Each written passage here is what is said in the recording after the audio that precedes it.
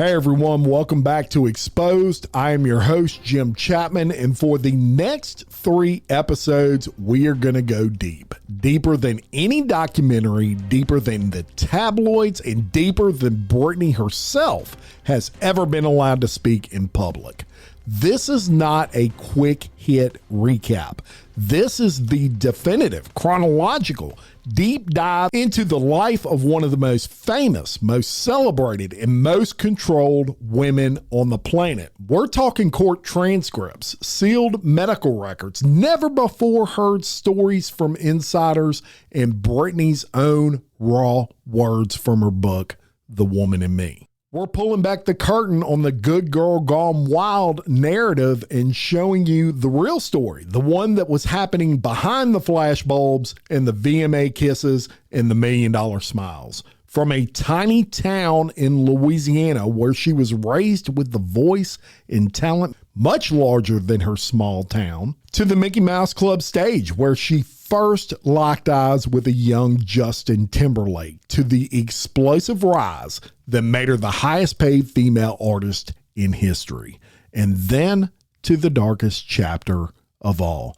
13 years trapped inside a legal cage known as a conservatorship. You're going to hear how a head shaving moment in a salon became a global cry for help, how an umbrella swing at a paparazzi car was the only way a desperate young mother could fight back, how a fan movement called #FreeBritney literally stormed the courthouse steps and changed entertainment law forever, and how even after she finally broke free, the fight to reclaim her own life is still far from over. In this series, I'm going to take you step by step from her birth in 1981 all the way to right now in 2026. This story is more than just about fame. It's about control. It's about what happens when a young woman's talent becomes everyone else's billion-dollar business. It's about mental health. It's about motherhood and the price of being everyone's fantasy. And most importantly, it's about a woman who finally found her own voice after the entire planet tried to speak for her. I promise you this, every fact you hear is documented. Every shocking moment is backed by public records, sworn testimony, or Britney's own words. But I'm also going to tell it with the compassion the story deserves.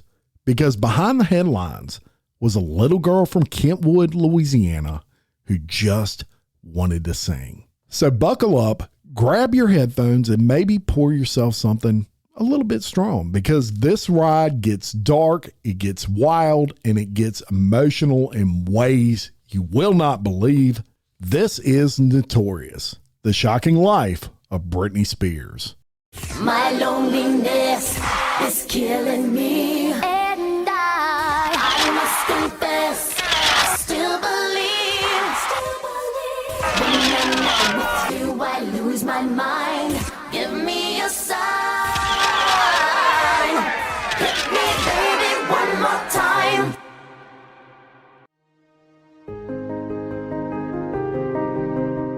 So I want you to picture this. A 2-lane highway cutting through some piney woods, a water tower painted with the word Kentwood in faded blue letters.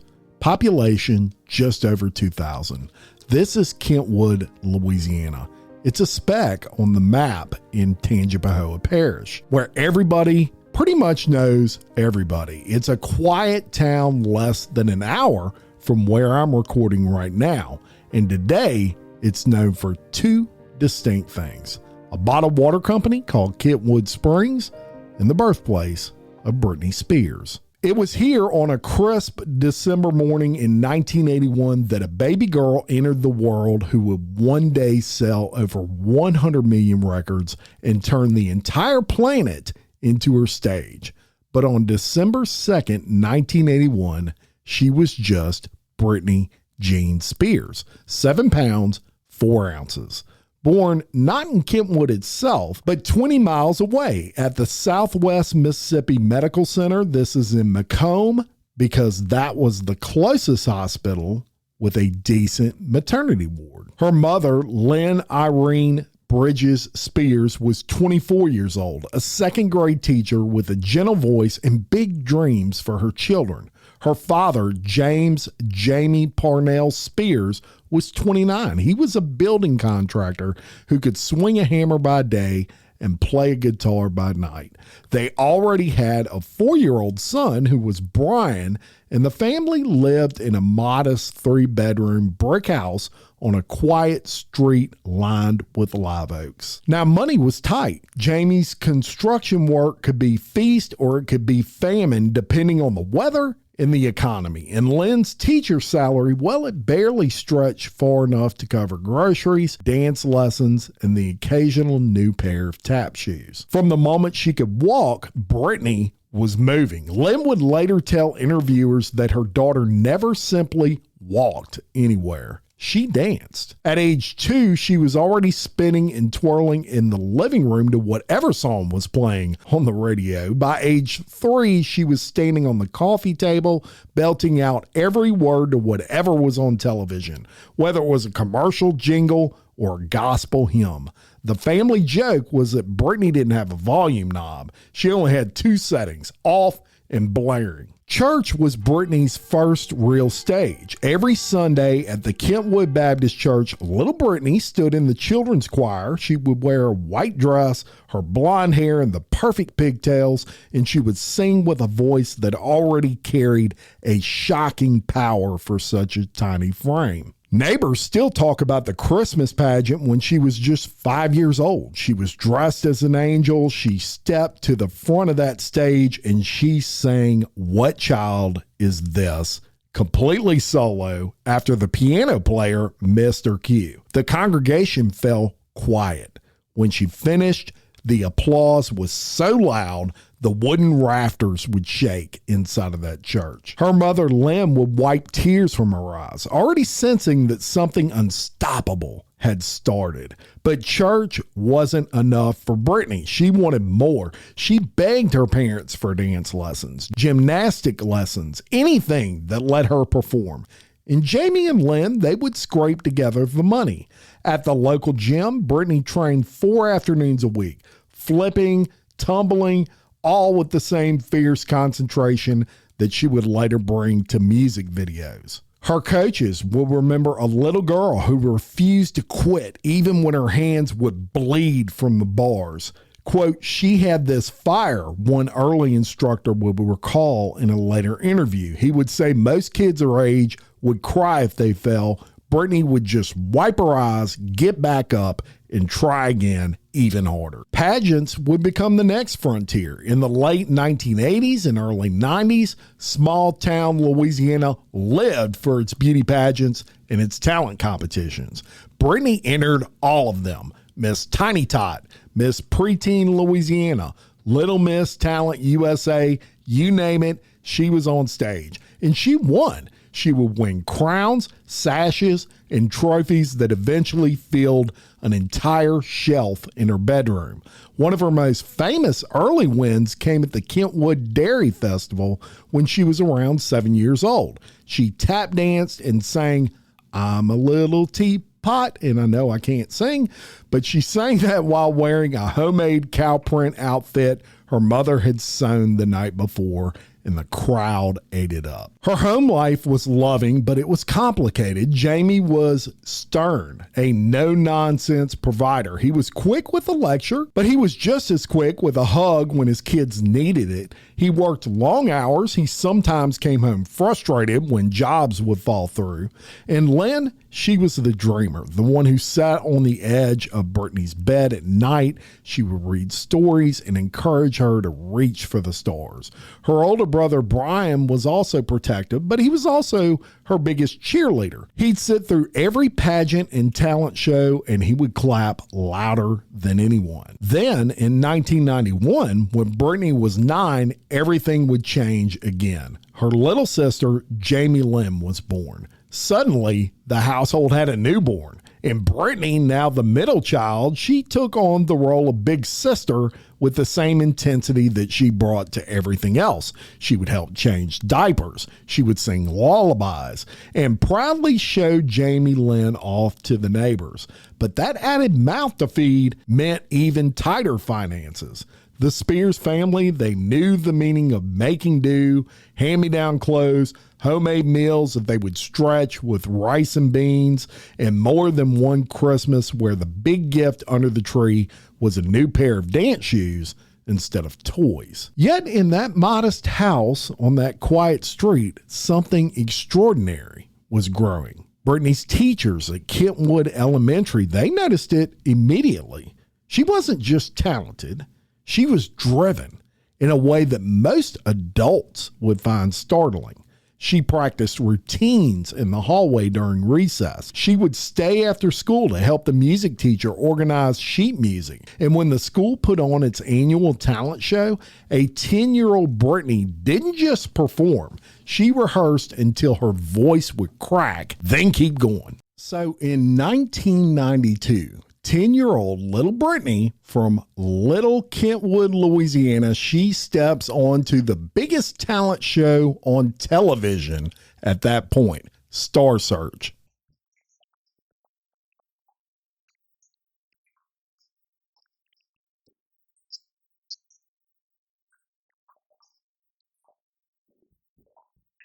She walks out there, cool as ice, grabs the mic, and hits everybody with a powerhouse version of the Judds' Love Can Build a Bridge.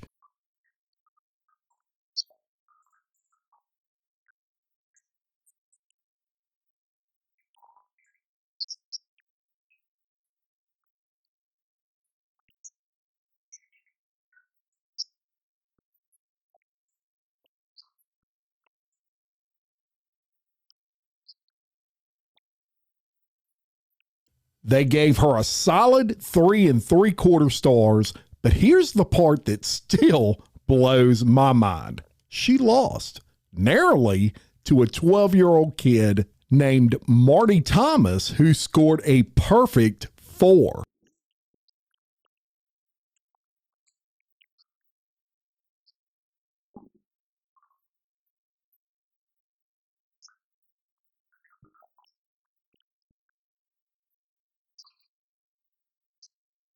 Now that right there, y'all, that was America's very first look at the raw, once-in-a-lifetime generation talent that was about to take over the entire planet. Little Britney from Kentwood didn't win that night, but she damn sure planted her flag. Now, there were early fractures beneath that sparkle too. Even as a child, Britney showed a lot of signs of anxiety that would later haunt her. Lynn, she spoke openly about how her daughter would sometimes lie awake at night, worried about whether her next performance would be good enough. Lynn would say she was a perfectionist. If a dance step wasn't perfect, she would cry in the car all the way home. Jamie would tell her she was already the best one out there, but the pressure she put on herself was very unique for someone her age. So by the time she turned 11 in December of 1992, Britney had outgrown every local stage that Kentwood could offer. Local pageant judges knew her by name before she even walked on the stage. Dance instructors knew that she had something special. And her mother, she began driving to bigger auditions in nearby cities, Baton Rouge or New Orleans, whenever word of a talent search would come through. And then, in the spring of 1993, came the audition notice that would change everything.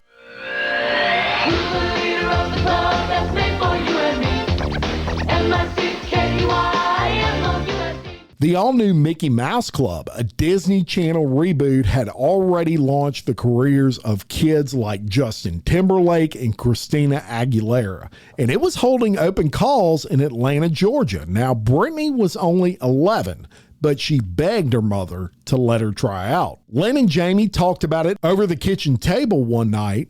They figured out the trip would cost money that they really didn't have. It would cause Britney to miss school, and it would also cause Lynn to leave Brian and baby Jamie Lynn behind for days.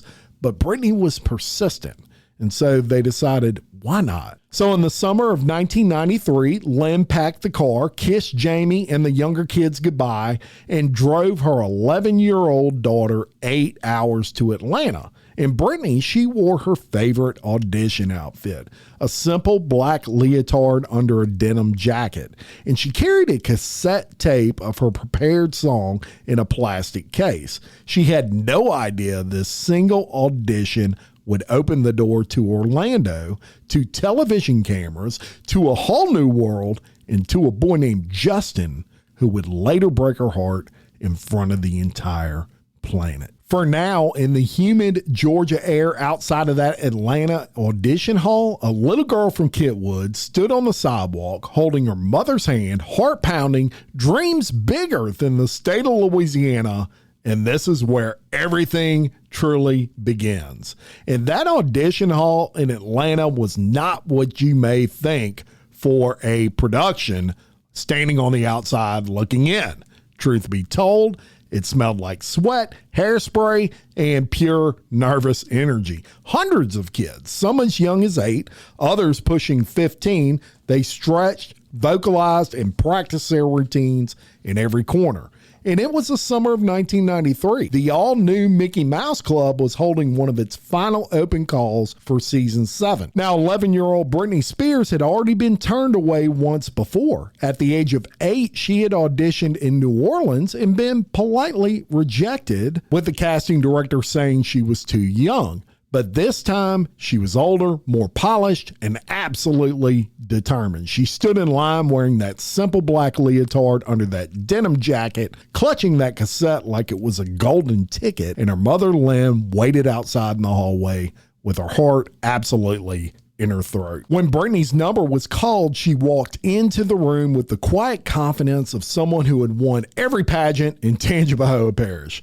The panel asked her to sing, dance, and deliver a short monologue. She chose I Don't Want to Cry by Mariah Carey for her vocal, then launched into a sharp, energetic tap routine she had perfected back home in Louisiana.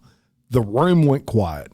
One of the casting directors later recalled Britney didn't just perform. She lit up the space like she already belonged on television. And by the end of the day, the call came. She was in. Out of thousands who had auditioned across the country, Britney Jean Spears from Kentwood, Louisiana, had earned a spot on the most prestigious children's variety show on planet Earth. Now, the move to Orlando happened fast. In the fall of 1993, the entire Spears family uprooted. Jamie, Lynn, Brian, and little Jamie Lynn, they all piled into the car for the long drive to Florida, and they would settle in a modest rented townhouse near the Disney World complex while Britney began the intense 6-day-a-week schedule that would define the next year of her life. And the all-new Mickey Mouse Club was no ordinary kids show. Filmed on a massive soundstage at Disney's MGM Studios, it was part variety show, part boot camp. Each Mouseketeer, and incidentally, there were 9 new ones that season, had to master singing, dancing, acting, comedy sketches, and on-camera hosting segments. They attended school for 3 hours a day in a trailer behind the stage, and that was taught by on-set tutors who tried to keep up with the math worksheets between dance rehearsals.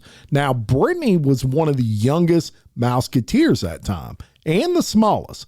But what she lacked in age, she would make up for in presence. From the very first read, she stood out. Producers noticed her natural charisma in front of the camera, the way she could flip from sweet Southern charm to sharp comedic timing in just a single beat. And she was paired in sketches with the older kids, and the chemistry would be instant.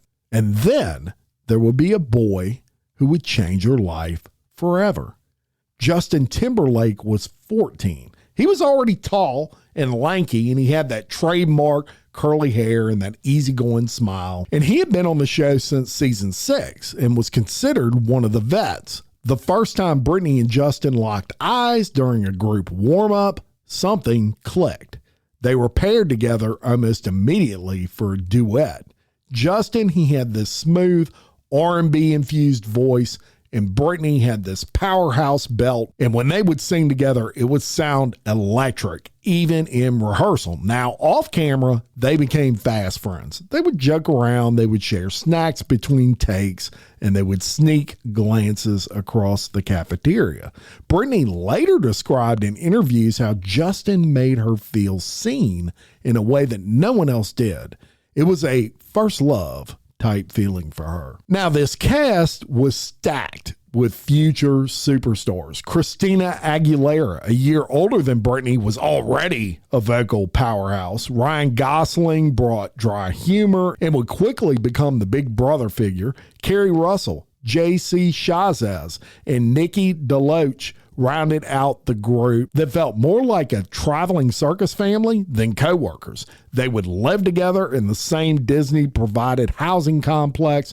They would ride the same shuttle van to the studio every morning at 6 a.m. and spend evenings rehearsing until their voices gave out. And life on the set was fun, but it was exhausting. Wake-up calls at 5:30, hair and makeup by 6:30, full run-throughs, camera blocking, vocal warm-ups, choreography that had to be camera ready in one take, and Britney thrived on that structure. She absorbed every lesson like a sponge.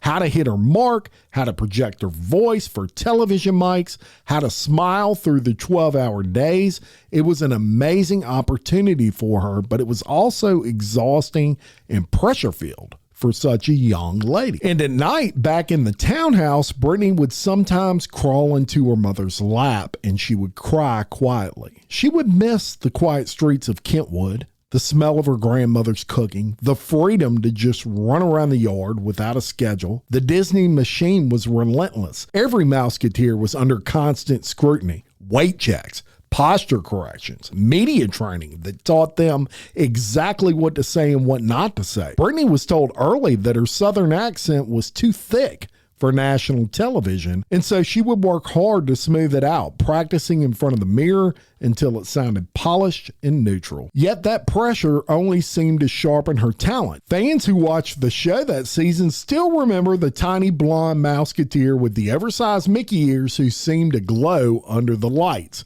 Now, that season wrapped in early 1994.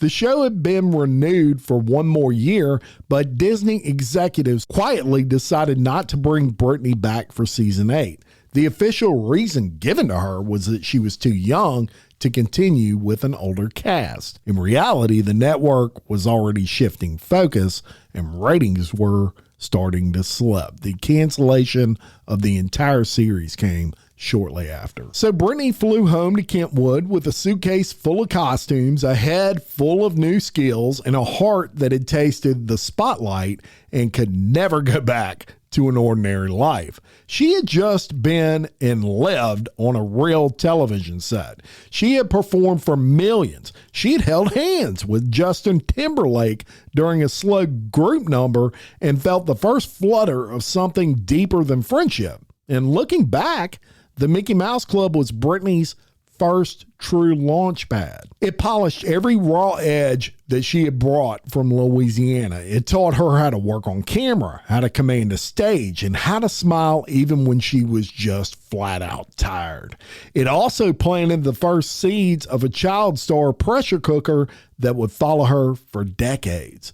The Disney grooming process was kind of, on the surface, safe, wholesome, and magical, but underneath, it demanded perfection at an age when most kids are still climbing trees. So the fact of the matter is, Britney returned to Kentwood a different girl. The local paper ran a front page story with her picture in Mickey ears. Neighbors would stop her in the grocery store and ask for her autograph. And in the back of Britney's mind, she already knew one thing for certain. This was only the start. The real world of record deals, sold out arenas, and global fame, it was just right around the corner. She always believed that. Britney re-enrolled at school, made the cheerleading squad, tried to blend in with her classmates who now looked at her like she was part celebrity and part alien. But inside, something fundamental had shifted. The girl who had been content singing in the church choir now found the local talent shows feeling painfully small.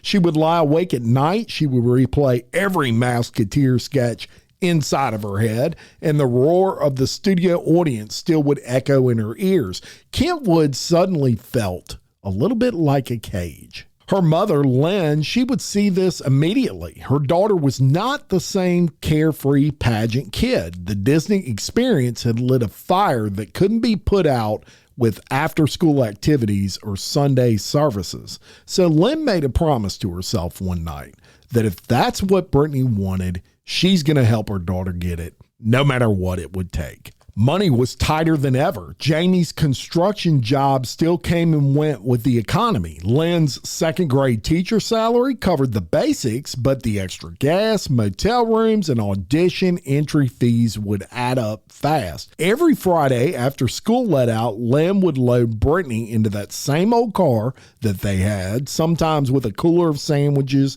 in the back seat, and they would drive 4, 6, 8 hours to the next open call. They would sleep in a 2-to-a-bed budget motel where the air conditioner would rattle all night long. They ate at drive-through burger joints between rehearsals. Lynn would sit in the hallways during auditions, and she would cross-stitch or she would grade papers while Britney poured every ounce of her soul into another dance routine or vocal run. And rejection would come often. Britney auditioned for girl groups, television pilots, Broadway tours, even a short-lived country music development deal. One label executive in Nashville told her she was too pop for country and too country for pop. Another said she looked like she was too girl next door for that edgier teen market that they were chasing. And every rejection hurt.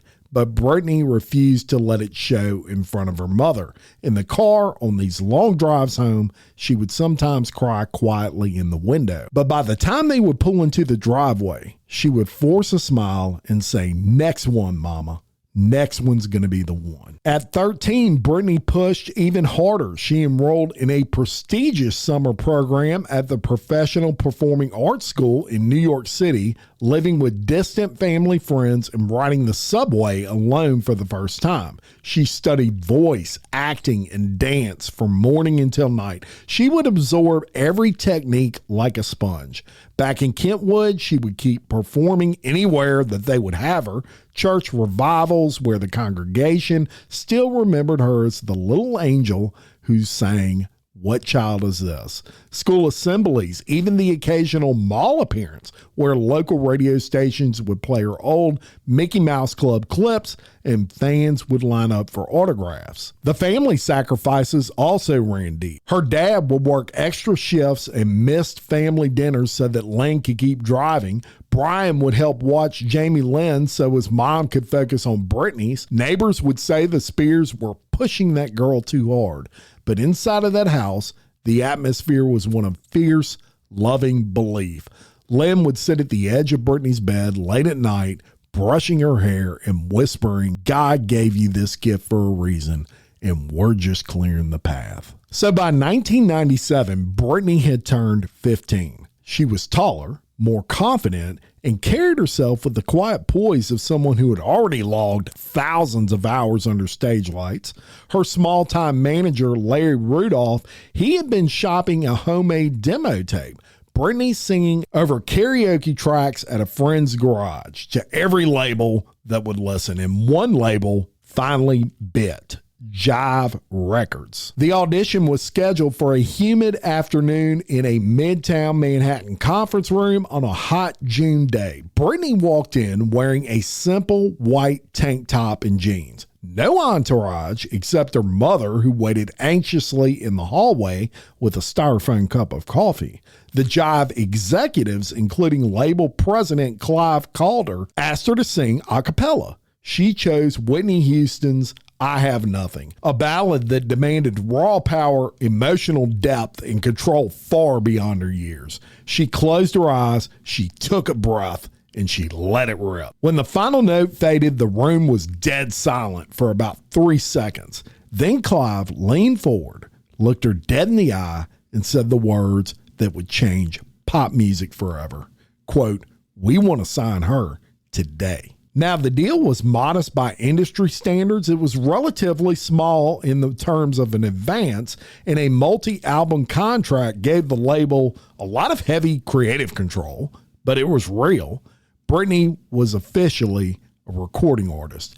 That night, the family celebrated with cheap pizza in a tiny New York hotel, but there was no time to rest. Jive had a plan, and it was moving at warp speed. Within weeks, Britney and Lim were on a flight to Sweden. Jive had flown her straight into the hands of the most successful pop production team on the planet, Sharon Studios, run by the late Dennis Pop and Max Martin. These were hit makers that were behind the Backstreet Boys, Ace of Base, and the entire emerging teen pop culture.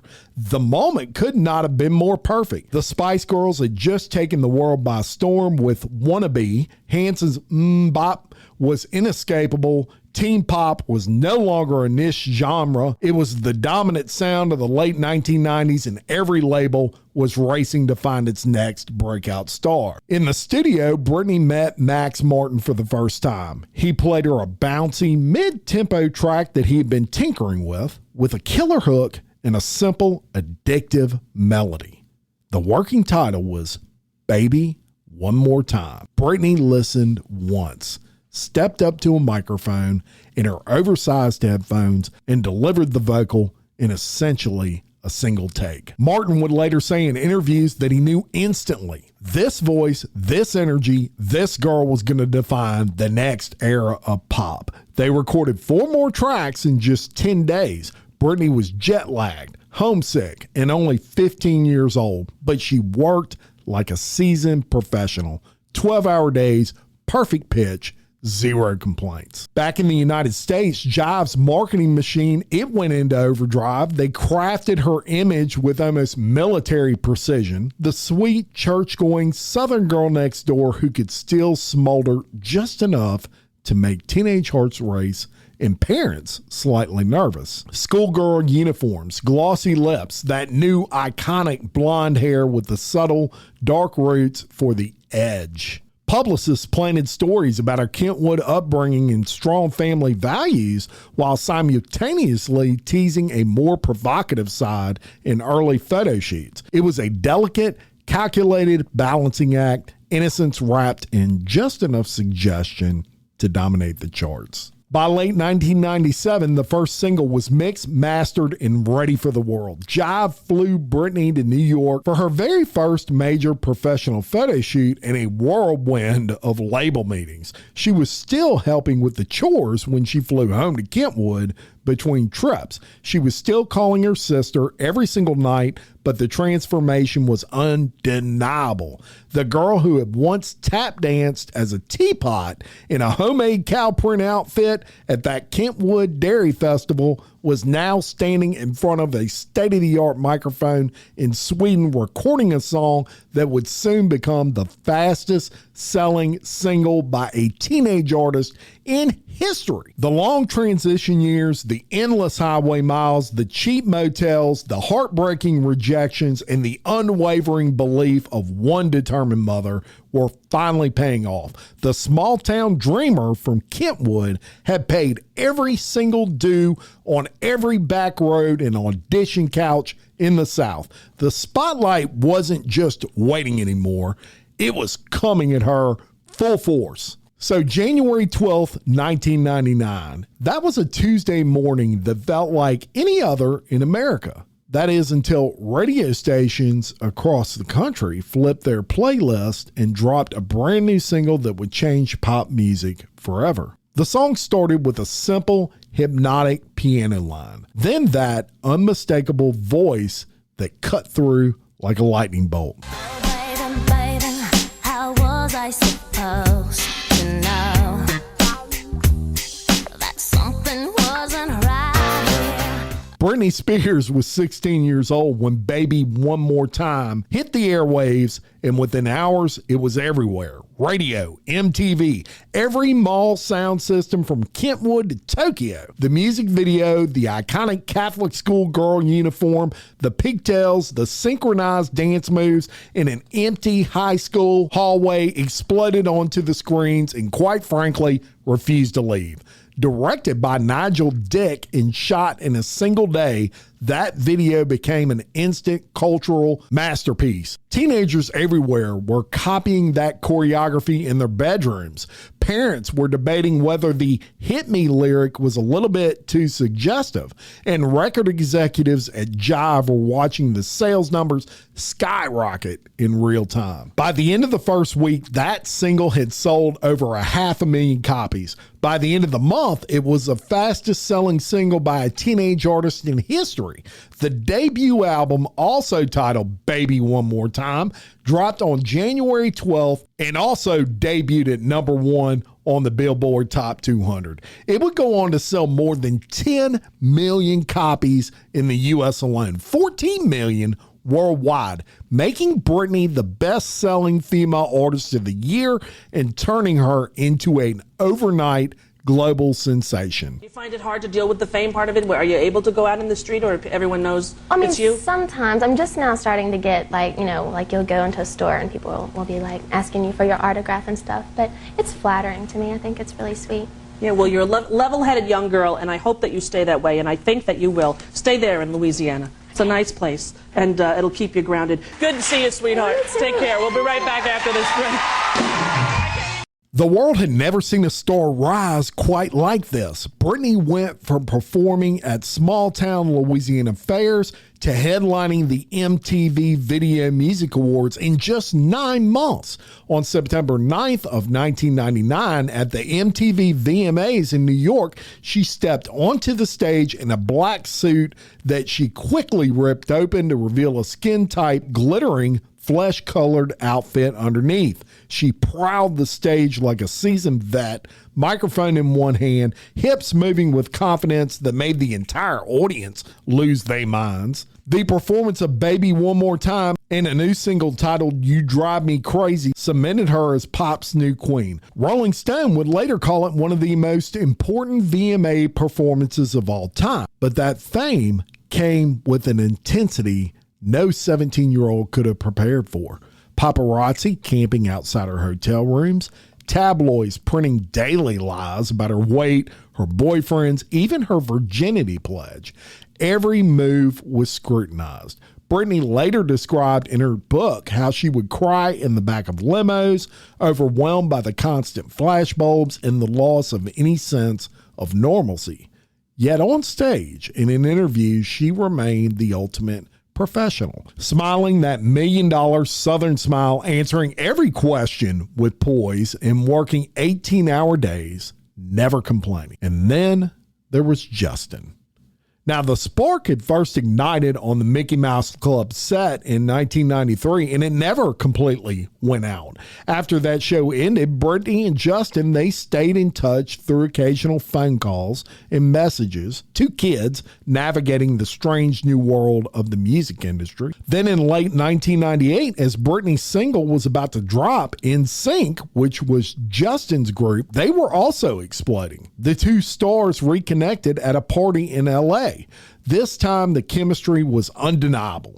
Justin, now 17, was already considered a heartthrob with that curly hair and effortless charm, and he asked Britney out on their first official date shortly after. So by early 1999, they were officially together, though they kept it private at first.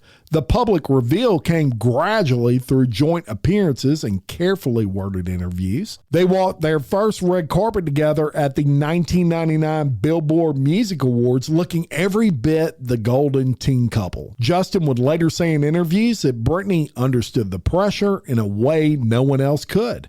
They were both products of that same Disney machine, both thrust into superstardom at the same moment, and and both trying to grow up in front of the entire planet. The romance was pure 1999 teen idol fantasy. Matching tattoos, small Celtic symbols on their wrist became tabloid gold. They were photographed holding hands in matching denim outfits, kissing on the beach in Mexico, and slow dancing at industry parties. They recorded a duet together for the soundtrack of the film On the Line, and fans absolutely lost their minds when the two biggest pop acts on earth seemed to be living the ultimate love story. You know, when we go out and stuff, we don't want to always be like going to restaurants. We just want to be in, watching movies, just me and him. You know what I mean? Try not to be surrounded by so many people all the time. Exactly. Yeah. Now, he said I love you to you when you... He did. I know. I saw that. That was really Wasn't that cute? At the very end, you know, he was like, and I love you. I was like, oh, okay. Yeah, But it's how very nice sweet. is that? Yes, it was very nice. You gotta love him. Yeah, I do. I'm happy for the two of you. Well, thank I'd you. like you to work very hard to make it work.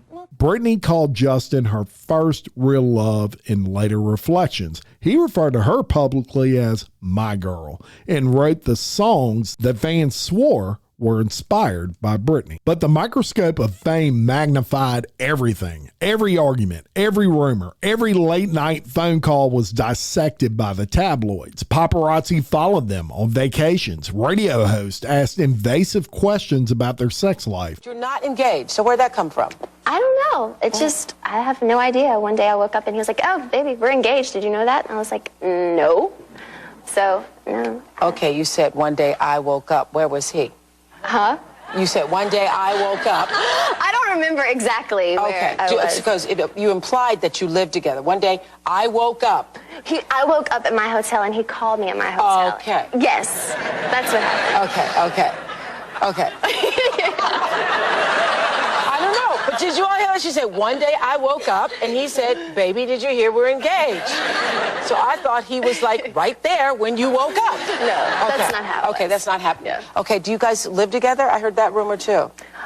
We travel too much to even be able to live. I wish we could, but no. Yeah. No. And would that be okay with you if you did? Would that be okay with If you? you lived together? I would like that. You would? Yeah. Okay. I would like that. Britney was still only 17 when the relationship became front page news around the world. She and Justin tried to protect their privacy by keeping most of the details off social media, which back then it barely existed anyway, and they would only share carefully curated moments. Yet the pressure was relentless. They were young, they were in love, and they were living in fish bowls. Meanwhile, the music machine just kept rolling. In May of 2000, Britney released her second album, Oops, I Did It Again. The lead single was a massive track that became another global smash. The music video, Britney in a tight red vinyl catsuit on Mars, dancing with a spaceman, was just as iconic as the schoolgirl uniform.